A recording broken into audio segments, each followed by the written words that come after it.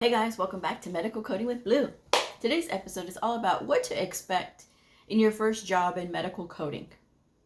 If you're brand new to my channel, welcome. I am Blue, I'm a medical coder. Okay guys, so what I'm going to say today is, one, my opinion, okay? Two, this is what you can expect. This is what some of the things that I went through.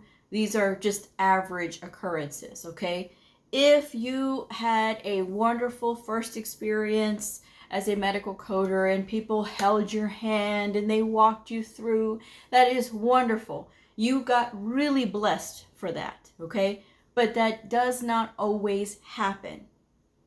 I am in the business of making sure that people understand what the reality is, okay? Because there's a lot of people out there that want to sell this field and all the glittery things. And they tell, especially students, they target these students who are saying, I don't feel comfortable. I don't feel like I know enough. I don't feel knowledgeable enough. They try to reassure them with the words of, oh yes, you'll get on the job training. Don't worry. I know, because that happened to me at my school, that they told me that, oh yes, they're going to give you on the job training. When in fact, it doesn't always happen, okay?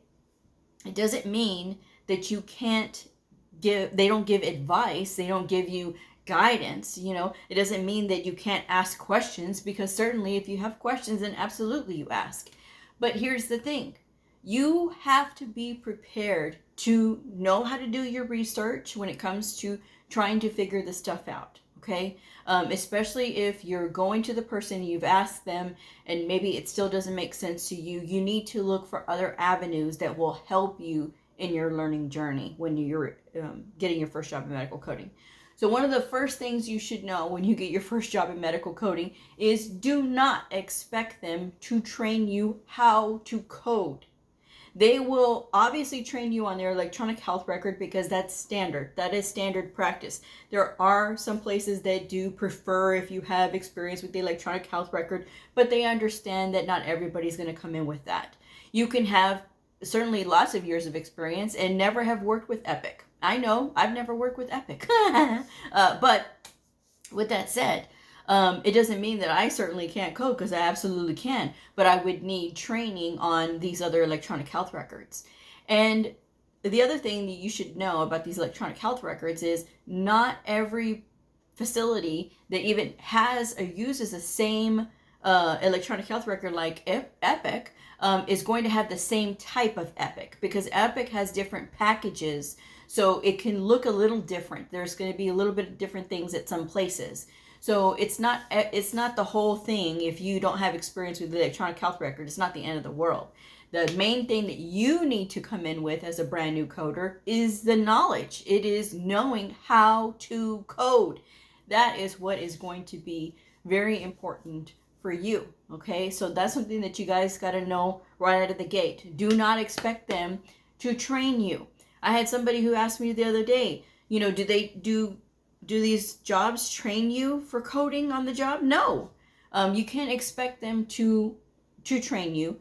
But again, you may find people who will take you under their wing and help you out and answer your questions. But if you're going to somebody on the job in your first year and you are asking them questions, you better make sure that you have a notepad and a pen with you. Because if I'm having to take somebody and train them, and if I'm explaining something to you, you ask me a question and I give you the steps on how to do it, and you don't take notes, and you come back to me again an hour later asking me the same question, I'm going to look at you. And there's a good chance I'm not going to answer you, because of the simple fact that you should have taken notes.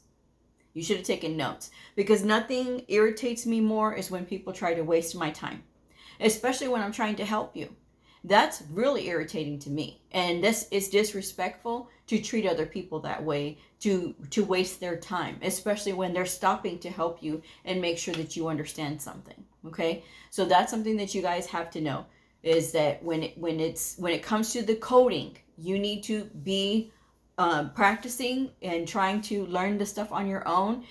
When you get stuck, if there's something that is absolutely really weird, then obviously then you go and you seek help. But you need to have shown that you have made some effort to try to figure it out on your own.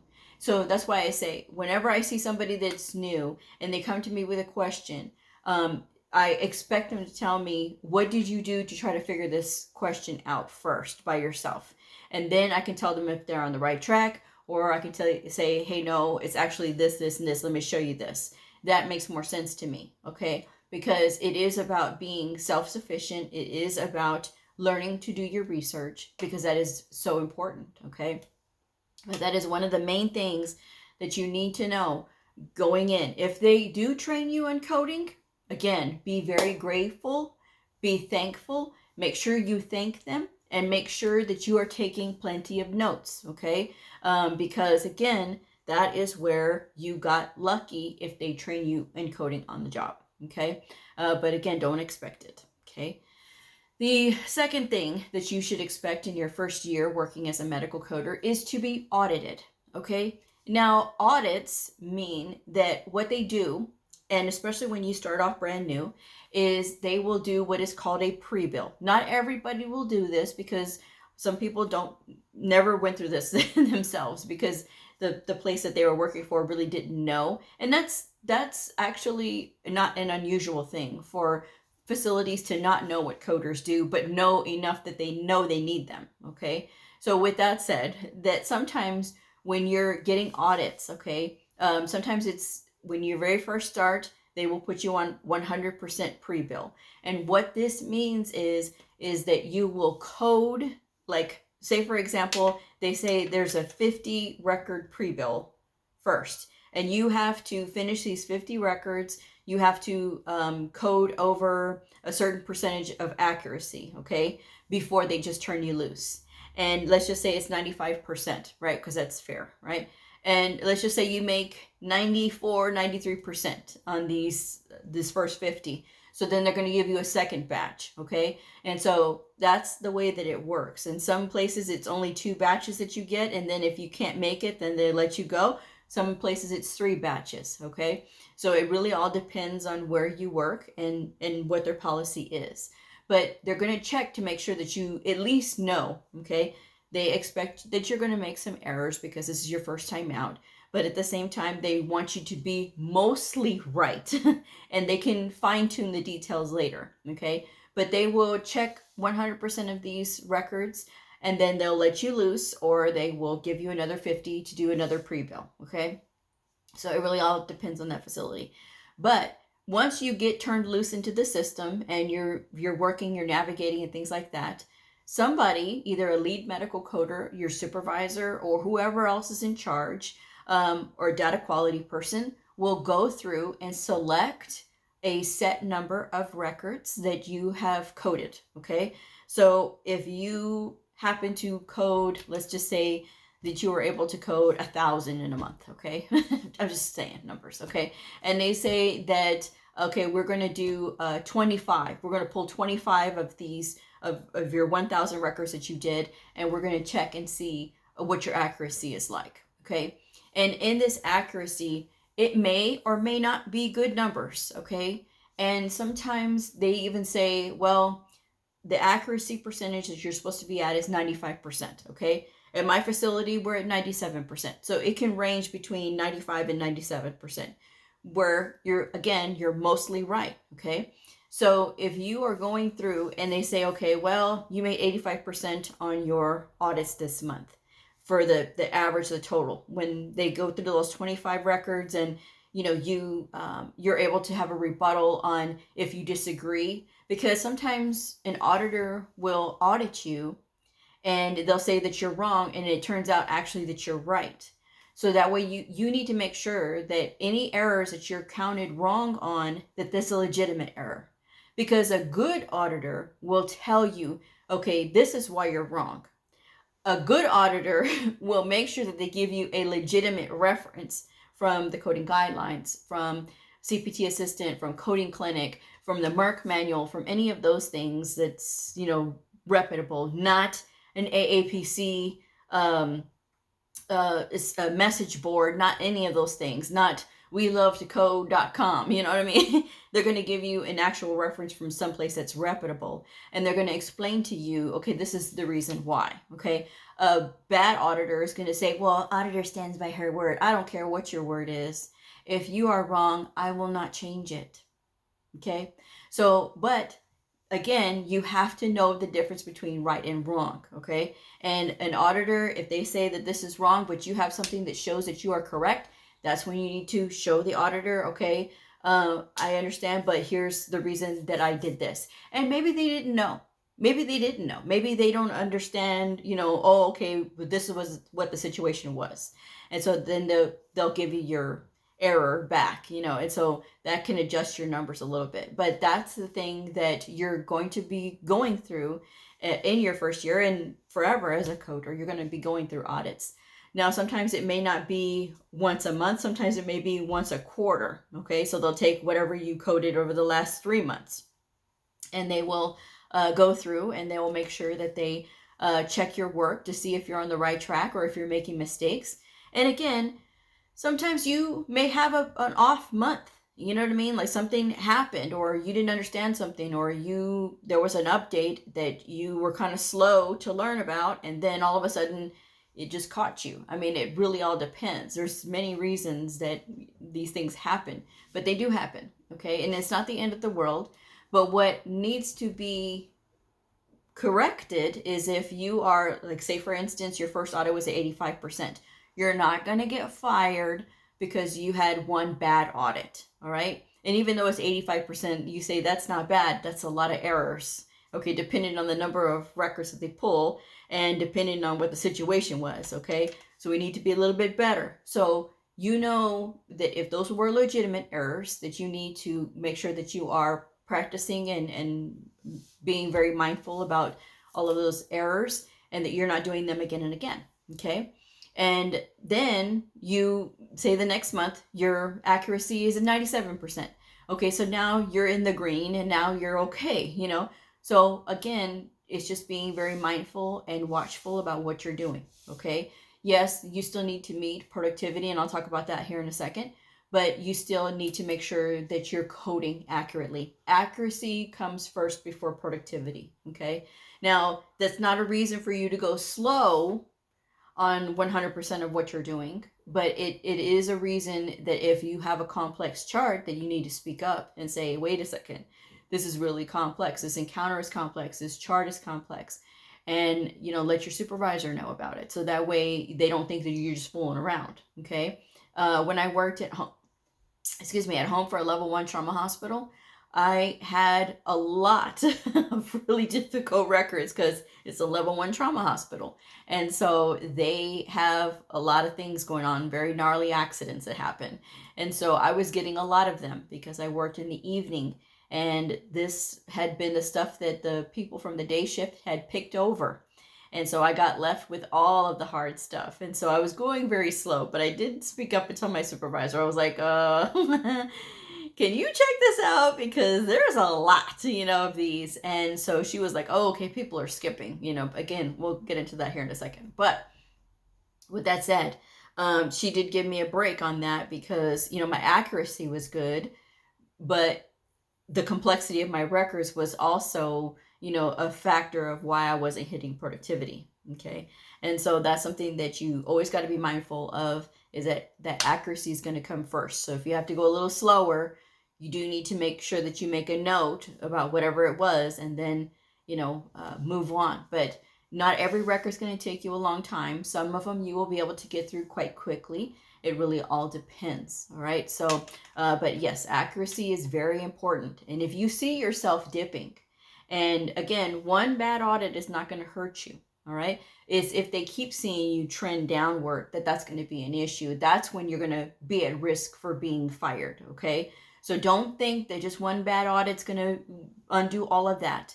It's very expensive to hire medical coders. You have to go through a lot of background checks. You got to go through a Tinkle test. There's all these other things that they have to do to hire you on. And these things cost money and they cost time.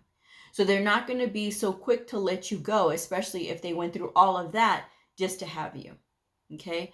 So you need to make sure that you're, again, practicing when you need to practice, or looking at surgeries on YouTube to help you to understand like what's happening in this surgery. Maybe that's the thing that's tripping you up, and you just need a better understanding of what's going on. Some of us are visual learners. I learned that when I was coding for meniscus surgeries, right? I was very confused when I first started doing meniscus surgeries when I was coding for those. And I was just like, oh my gosh, I need to figure this stuff out because, that's a big surgery. And to not understand it, I started watching meniscus surgeries on YouTube, and the light bulb goes on. So I was able to understand it much more better after that, but that's what it takes. Okay. So that out of the way. After accuracy, of course, there's productivity.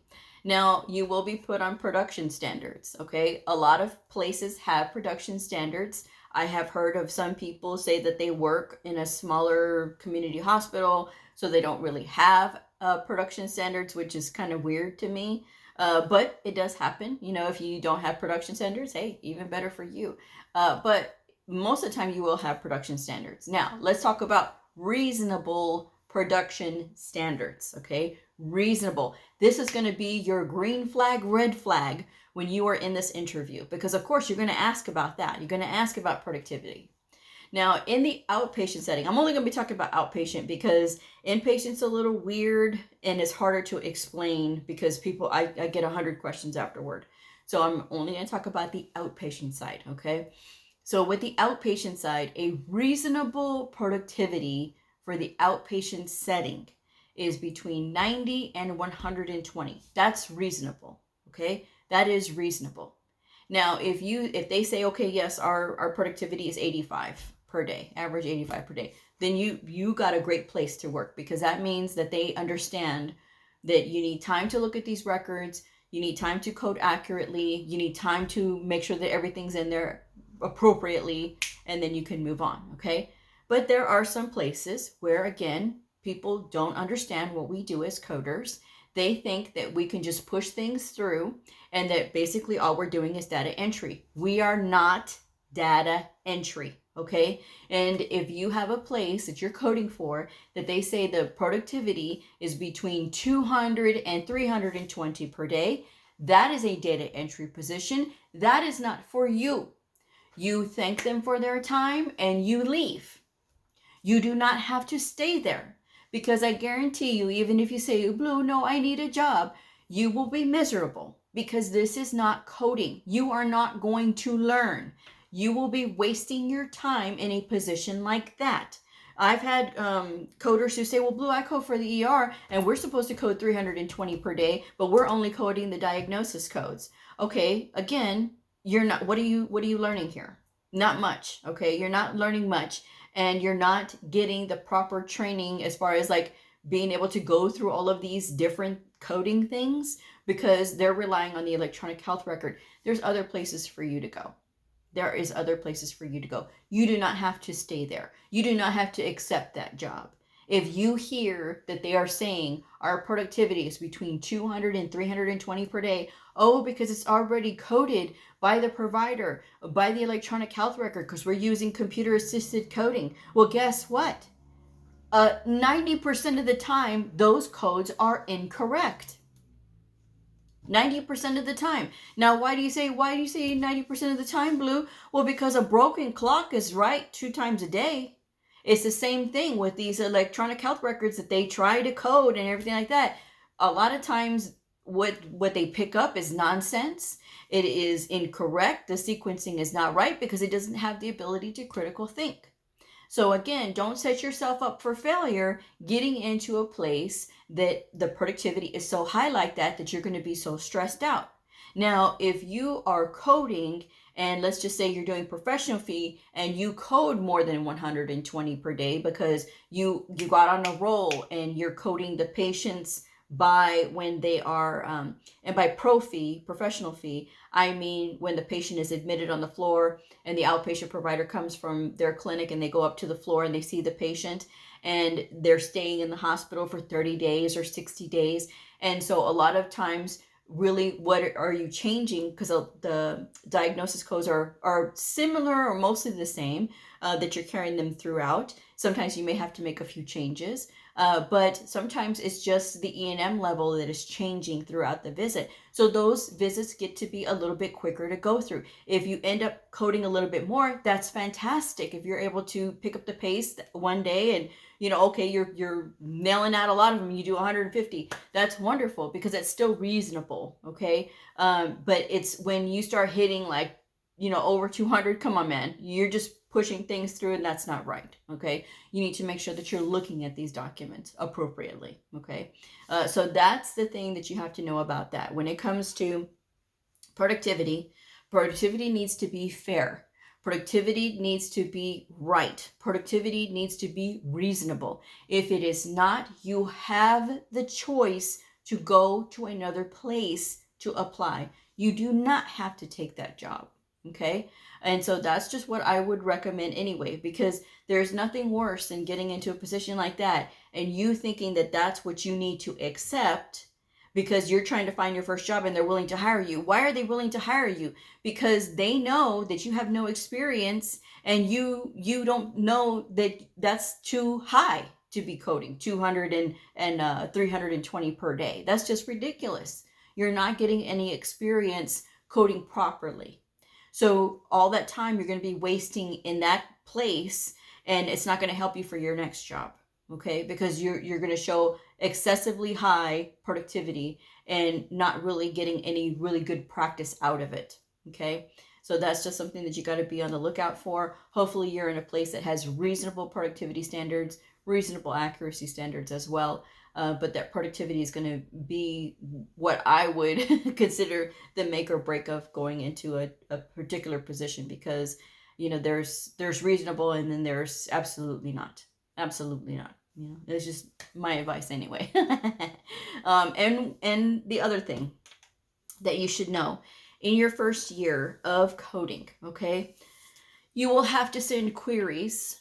Okay, now every facility has a different policy when it comes to querying. Okay, sometimes the coder will formulate the query. They'll send it to somebody like a coding educator or the CDI nurse or the CDI person, and they're going to look over it to see if the query is appropriate, and then they'll send it on to the provider, which to me I think is stupid, because you're keeping the coder from actually developing as a really good coder. Okay, and I don't like the idea of a middleman. Okay, but that's me. There's facilities that they absolutely have to have that because their coders are not well trained enough to be able to do that, so they have to have a middleman, and they have that one person that is the voice for the department. And while I agree that can be a good thing, because then it's just one voice, because if you have like 2 or 3 people and they are saying different things, and that becomes a problem. Okay, but that aside, when you are querying, if you are the one who has to query, hopefully that you will, because you're going to learn not to lead the witness. A lot of times they will have a query template, so you're good there, and you're sending these queries. The thing that I would recommend that you do before you query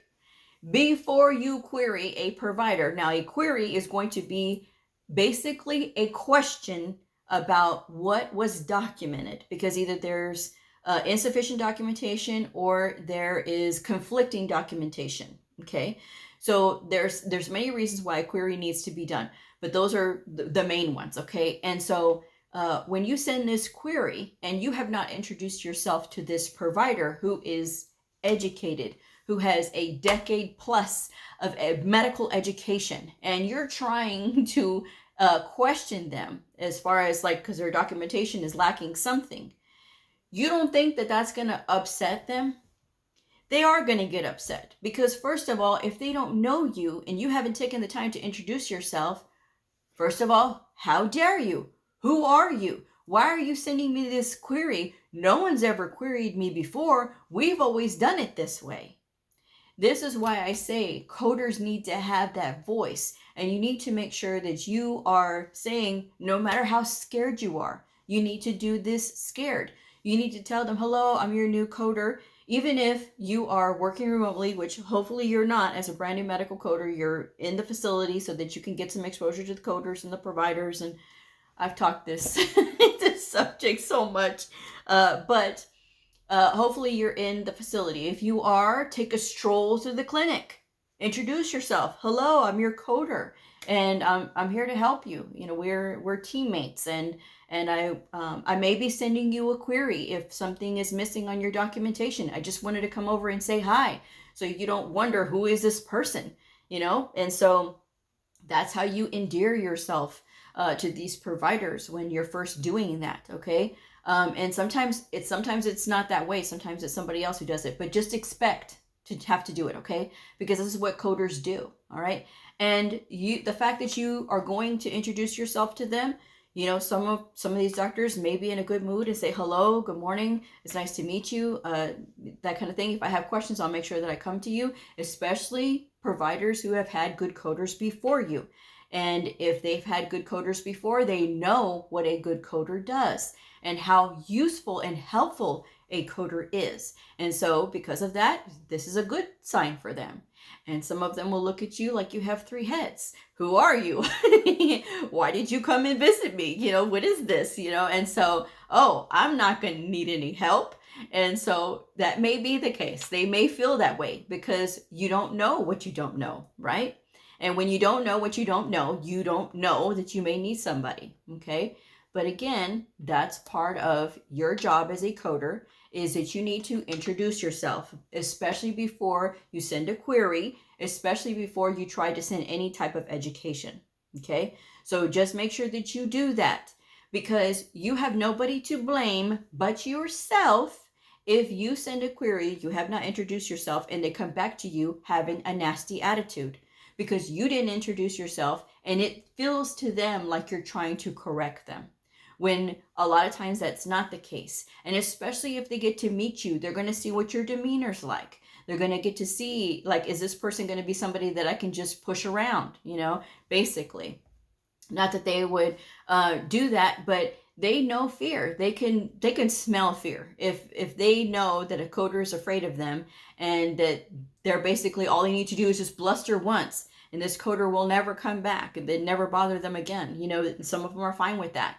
But that's where you need to learn, especially the professionalism of this. Okay, guys, you need to take steps to improving your confidence in how you speak and how you handle yourself, especially with alpha personalities, because every single one of these providers is an alpha personality. Okay, and because I have had so much personal self-development that I've done on my own, and working a lot with these alpha providers, I know I have an alpha personality myself. That is the way that I am, especially because I've been in the industry for 17 years. Okay, so I can work with the best of them, and there have been providers who have been very sweet and very kind, and I enjoy those providers, and funny, and they'll make you laugh, and I enjoy intelligent conversation. I love it. I love intelligence. Okay. And then there are some providers that will make your eye twitch because you're just like, why are you doing this? You know, and some of them, they will bluster and they will not learn. They will refuse just because you are a coder, and they think that they don't need to listen, you know. And sometimes you will break that wall down for those that were once so just adamant that they were against coders. They didn't need anybody to help them. And if you stay at it and you are persistent and you are genuine in your approach, sometimes you can turn that brick wall into like one of the best providers that you've ever worked with. I know, because I've done that a time or two, you know, and there's nothing that makes me feel better is when I finally break that wall and they finally get it, and they see my persistence and they appreciate it, and I earn their respect, you know. And so that's the thing. That's for you to learn too, okay? But that's just a part of your job. That's not something that you need to shy away from. That is absolutely not something that you need to say, okay, no, I'm going to let somebody else handle this. When it comes to how I communicate with my providers and how I talk with them, no one talks to them but me. No one but me. Anybody else that tries to talk to them, I will go and talk to them. Okay, what did you need to tell my provider? Because I'm the one who needs to talk to them, not anybody else. Because when you have too many other people coming around, that's going to be their excuse for not listening to you. Absolutely not. Absolutely not. Okay, and they will work with me. That's the thing that I will put my foot down about all the time too, is I'm not going to sit here and call in somebody else to say, you know what, I'm not dealing with you. You can deal with somebody else. No, absolutely not. You're my provider. You're working with me. I'm your coder. That's just the way it is. So, but yes, that's what you should expect in the first year working as a medical coder. So a lot of these things are things that you can work on for yourself. And a lot of this stuff is just trial and error. Okay. And so that's the thing. But it is a great field, and you are going to feel scared. You will feel worried sometimes, but just know that this is part of the shaping process. It is not a reason to run. It is not a reason to give up. It is a reason to dig your heels in and try your best to learn and to, get yourself more educated, because that's the best thing that you can do for you. And with that said, I'm going to go ahead and wrap this one up. Thank you guys so much for joining me. If this video helped you, please like, subscribe, and share. And I'll see you all next time. Bye.